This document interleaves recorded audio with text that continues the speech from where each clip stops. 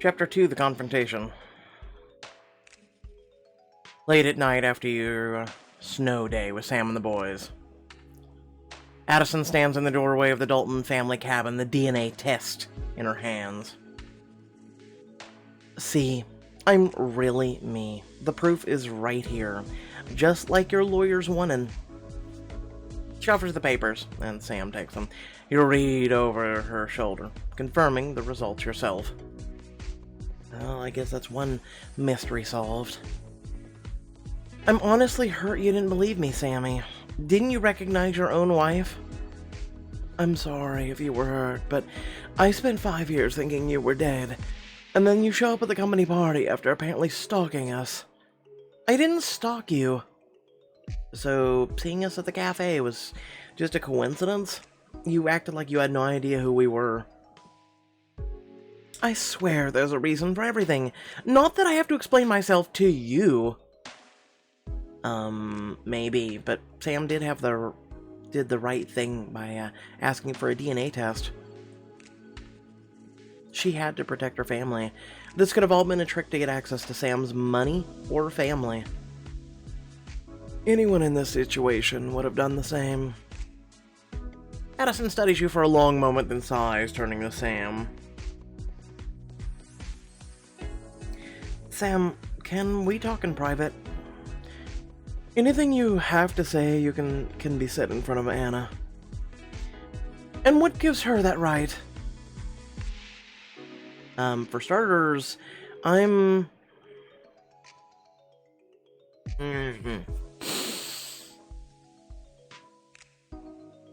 For the boys or Sam? This is split down the middle. Sam's fiancé. And you coming back doesn't change that, Addison. She glares at you and you barely manage to catch the words she mutters under her breath. I won't let you steal my family. Addison, now that I know it's really you, I think you owe us some answers. Like, where have you been for the last 5 years? That's why I'm here. I want to tell you everything starting the day of the crash. The paparazzi accosted me again, as soon as I left that little boutique just off Park Avenue. Miss Dalton, where are you going? Who are you wearing, Miss Dalton? How are things with Sam? Vultures. So I ducked in the subway to lose them in the morning rush. I hopped on a random train to escape, not realizing how big a mistake I just made. What's happening? The train I was on malfunctioned and crashed into the station. I was buried in the rubble. Apparently my purse and my ID was mixed up with another woman's. A woman who didn't make it. We both had severe injuries, and we looked enough alike that she was declared me. Then they finally found me. They weren't looking for Addison Dalton anymore, and I wouldn't have recognized the name anyway. I have amnesia? The head injury you suffered was quite severe. I wish I had better news. Is it permanent? It's possible that your memories will return with time, but I can't make any guarantees. Thank you, Doctor. When my memories hadn't come back by the time I was discharged, I just left.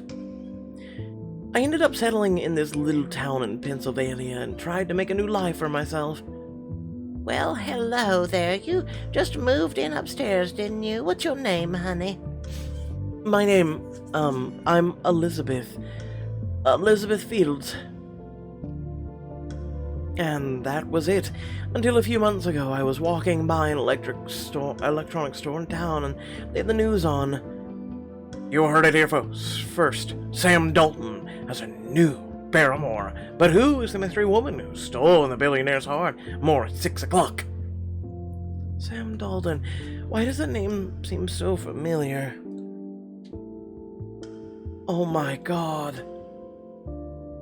At first I thought it was a mistake, but the memories kept coming back. I knew I had to go back to the city to try and make sense of it. I couldn't believe it when you all walked into that milkshake place. Maybe I should have told you then, but I was still sorting everything out. You four look like you're having fun. Oh, thank you. That is not what we look like. It's what it bothers me. I was confused after talking to Anna, but I knew in my bones that the boys were my children and you were my wife. I had to see you again. You're an easy woman to find, but a hard one to get to. The holiday party seemed like my best chance. I had hoped to get you alone, Sam, but you had her with you. And then... Mom? Well, how is it, like, your children recognized? But, like, I'm so confused. And, well, you know the rest. You and Sam share a look as you process Addison's story. That must have been really hard. I can't imagine waking up after an accident and having no idea who I am.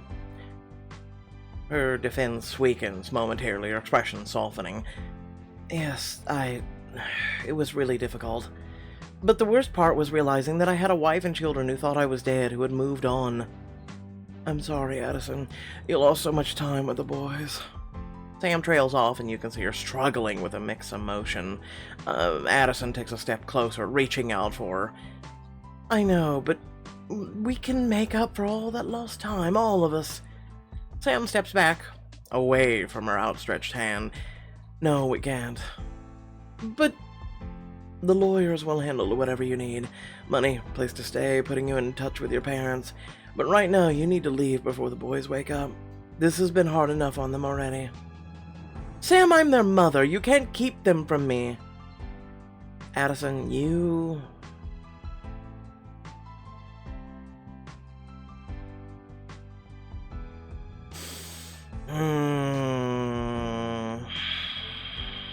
I don't know how to feel about this.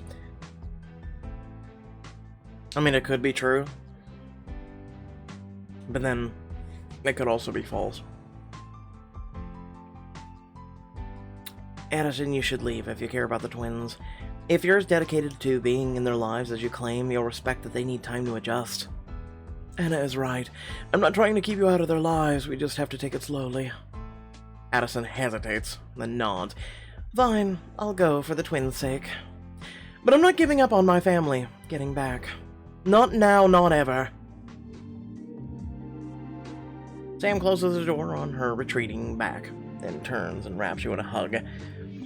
Come on, let's go back to bed. She squeezes you tightly, resting her chin on your hair for a brief moment before leading you upstairs.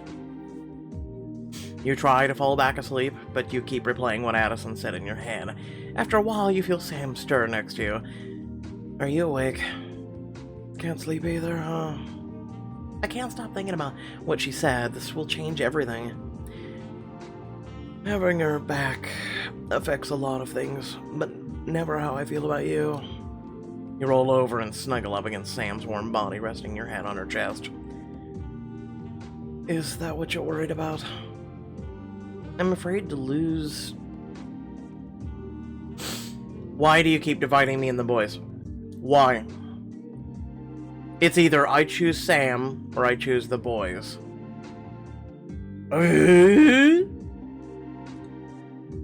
You were together since college. She's the mother of your children. How can I compete with that? You don't have to, Anna. No one competes with you. Not even Addison. Sam kisses the top of your head, drawing lazy circles on your back with her fingers. You snuggle closer to her, but you still can't help feeling anxious. You believe me, don't you? I want to, Sam. This is just a lot. Sam hooks a finger under your chin, tilting it upward until your gaze meets hers. Please, Anna, if my words don't reassure you, maybe I can show you how much I mean them. She leans down to meet your lips in a sweet kiss that soon turns hungry and raw. You press closer to her, desperate for her closeness. Uh-huh. I'm serious, is this how most people do it? Like, if my words don't work, let us bounce chicka wow wow. Like, is this, I'm sorry, is this how this shit works? Let Sam reassure you of her love.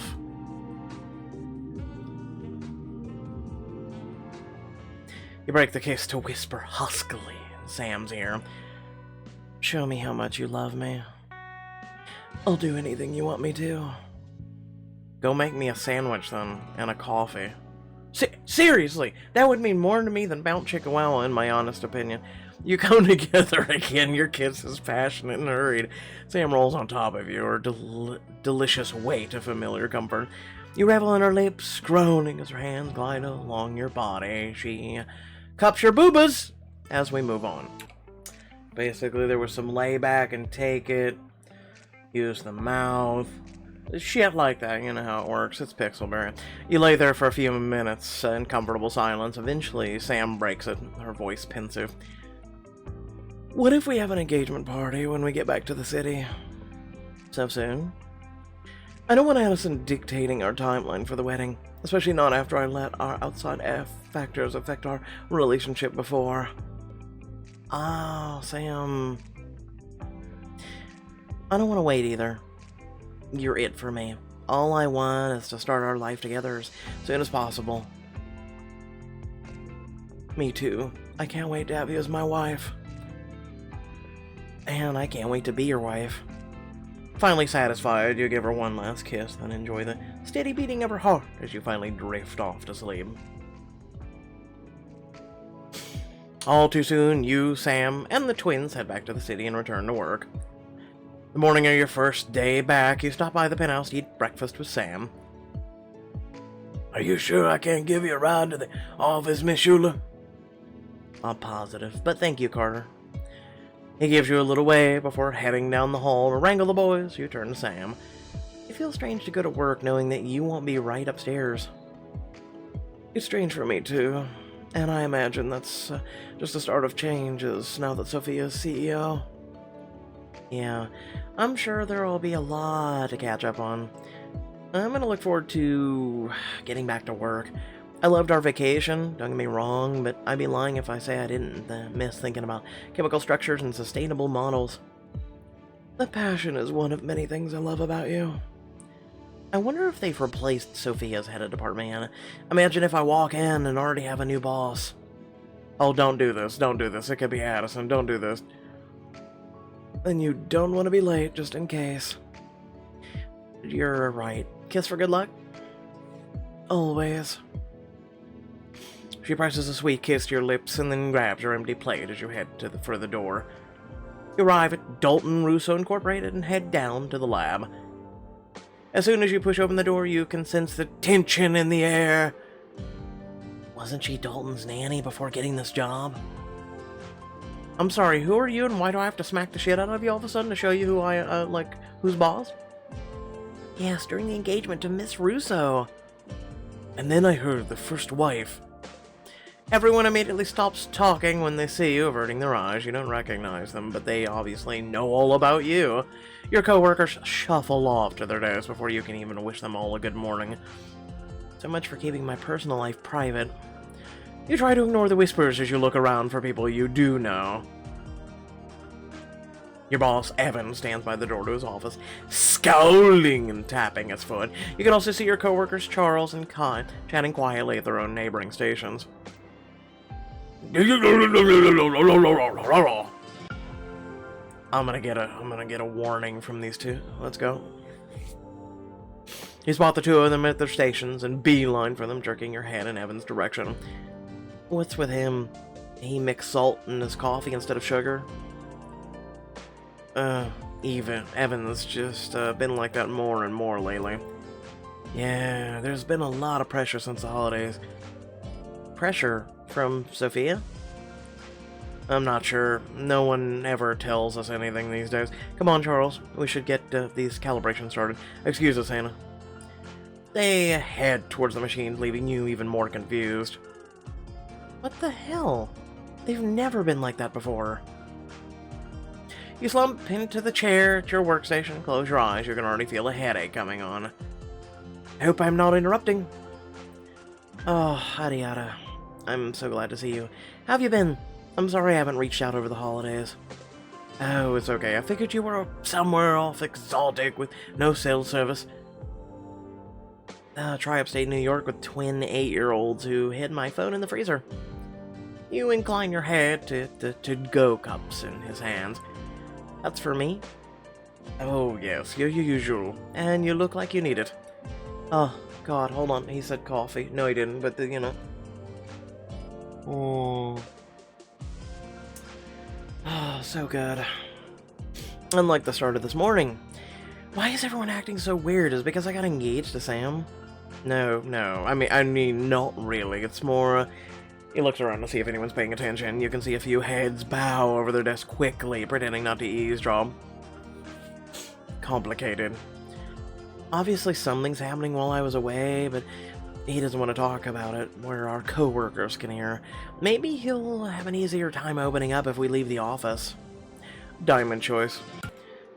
We just got in, and we're gonna go have lunch. Yeah, okay. We literally just walked in the door. You want to join me for lunch today? I know this great place that has the view of the Empire State Building. My treat? Green's catching up on your plan. Sure, sounds great. I'll meet you back here when lunch rolls around. Ah, there we go.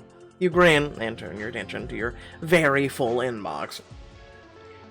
After a few hours of work, you and Nadia take a cab through the city. I believe I'm saying that name correctly. Or it's Adita. It's been, listen, how long has it been since Nanny Book 2? I'm calling him Addy. Remember that was the nickname anyway? Whoa, being engaged to a billionaire has its perks. So does being friends with the billionaire's fiancé. You place your order, and then gaze out the window as Addy places his. You sigh as the waiter walks off. You know, I thought life was complicated the last time I came here. Were you on a clandestine date with Sam or something? If only. I had brunch with Sophie after Sam left her. Our publicist thought I'd save face before we went public.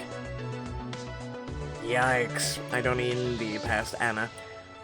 Yeah, the company is a lot better this time around. Anyway, spill. Why was everyone acting so weird around me this morning? Well, cutting right to the chase, huh? Who do you want to hear about first? I want to know about Charles and Kai. I thought we were all on a team. We were. It's just... as much as Charles and Kai like you after the holiday party, they felt they never really knew you. Even after all the work we've done together. I think they felt blindsided by everything going on in your personal life. It's none of their goddamn business, they're co-workers.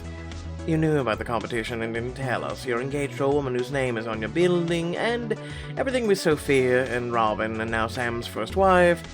They're worried you don't really belong with the rest of us. Like you're out of their league, life-wise. It's ridiculous, just because my private life has some... drama? Yeah, I know, it's been a lot, but I'm still me. They'll come around eventually, don't worry. What about Evan? Tell me about Mr. Sourpuss. I like that name. Well, when Sophia was named CEO, Evan was sure he'd be promoted from head of environmental lab to head of the department. But he wasn't. He's been pouting ever since. Sophia's already had to reprimand him twice in front of everyone, and who knows how many times she's tried to talk to him in private. You'd think he'd try harder to get the promotion, not less. Because he felt entitled. What's worse is he's been making it everyone else's problem. Grown, remembering his brisk nature this morning. Great. Now it'll be impossible to get things approved. Do you think he'll snap out of it? Maybe, or he'll get fired. I wouldn't want to go head-to-head against Sophia Rosso. Yeah, I have some personal experience with that. The waiter returns with your food and you dig in happily.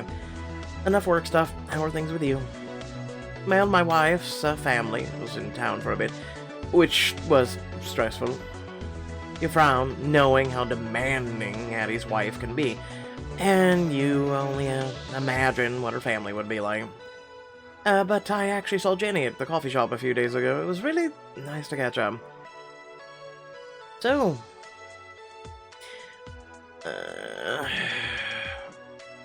tell me more about Jenny. It seemed like you two really hit it off at the holiday party. Yes, we did. I really only hang out with coworkers and my wife's friends, so it was nice to chat with someone other than chemical compounds of the latest singing competition show. Hey, we don't only talk about chemical compounds, sometimes we even talk about Evan's tantrums. You're the rare exception, Anna. Anyway, I was thinking about giving Jenny a call. What do you think? If you're looking for a new friend, I can vouch for Jenny's the best. She's been wanting to see that new exhibit at the Met. Oh, the one about the history of textile manufacturing. I've been wanting to see that too, but my wife said it was too boring. You and Jenny should go out together. She can talk about fashion, and you can talk about science. Yeah, that's a good idea. Maybe I'll call her later. You return to your food, enjoying the decadent meal and amazing view. Enough about me. How are you doing? A lot has happened for you in the last couple of weeks. That sounds like an understatement. Now there's things at work to worry about, too. I should be honest about what's going on, or just tell him what I think he wants to hear. I'm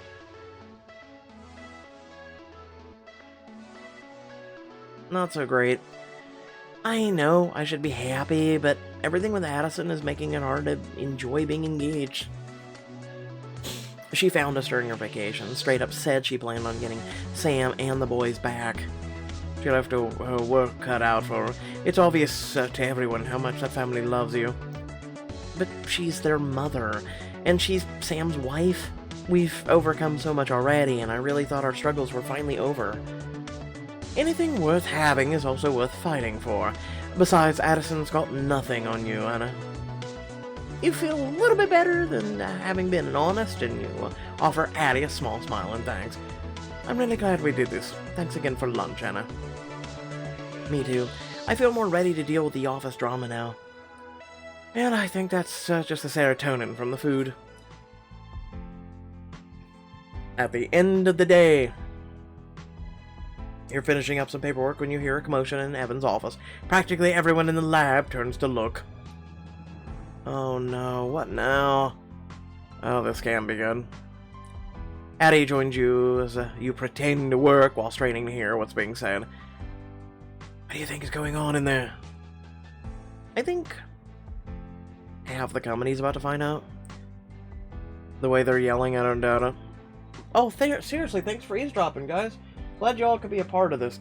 You're all busy bodies. Seriously. I bet Sophia's finally sick of his attitude. Isn't this like the 20th time she's had to talk to him about it? Charles and Kai seem surprised that you know this, but they lean towards you conspiratorially. I heard she told him to suck it up and get over himself. Everyone heard it. They were arguing so loud you couldn't even avoid it. Well, if this is how they were a whisper, I'm not surprised. You all share a quiet laugh, and it feels like old times. After a few more minutes of muffled arguing, Sophia comes stomping out of the office with Evan on her heels. Sophia, Miss Russo, wait. I'm done talking to you. Put my head down, it's none of my business. You immediately go back to looking over your files, ignoring Sophia as she marches through the lab. You can all stop pretending to work, you're not as subtle as you think. Apparently, the head of the lab has been masquerading as an accomplished adult, when in reality he's a pouty child. But productivity is down 8%. Paperwork has been neglected, and our production schedule is already a month behind. All because Mr. Dr. Weeb didn't get promoted to head of department. Told you. I didn't realize he was slacking off that much.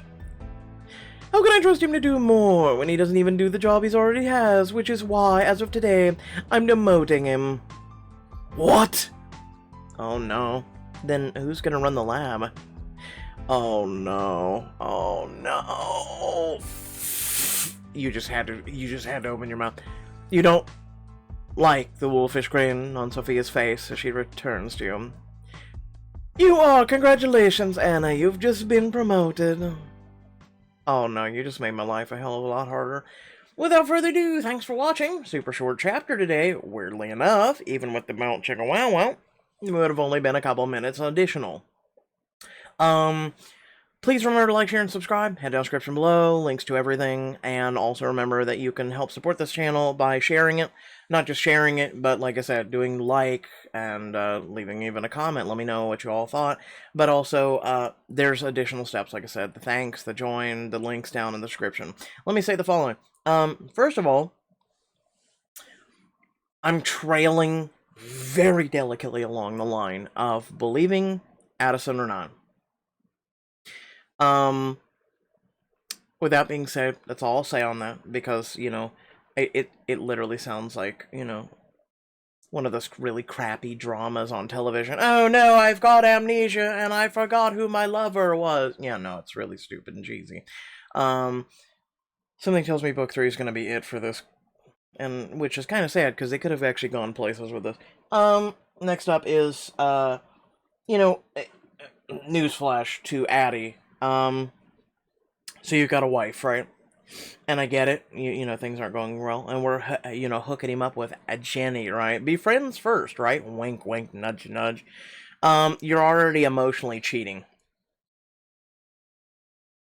I know. See, a lot of people don't realize that, and I know I just woke some people up, and they're like, "Wait a second, he's right." Yeah, he's emotionally already cheating.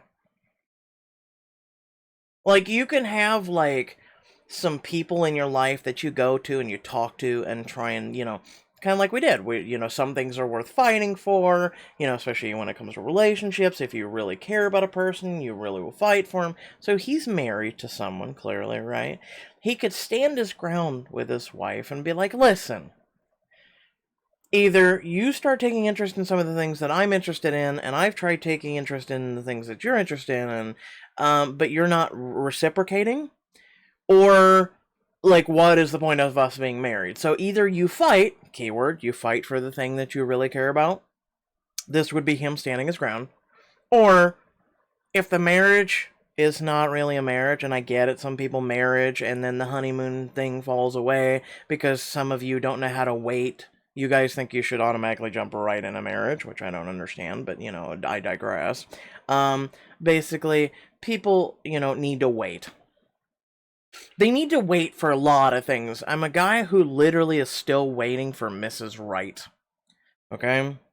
I still got the V card, fam, okay? That's how much I am waiting.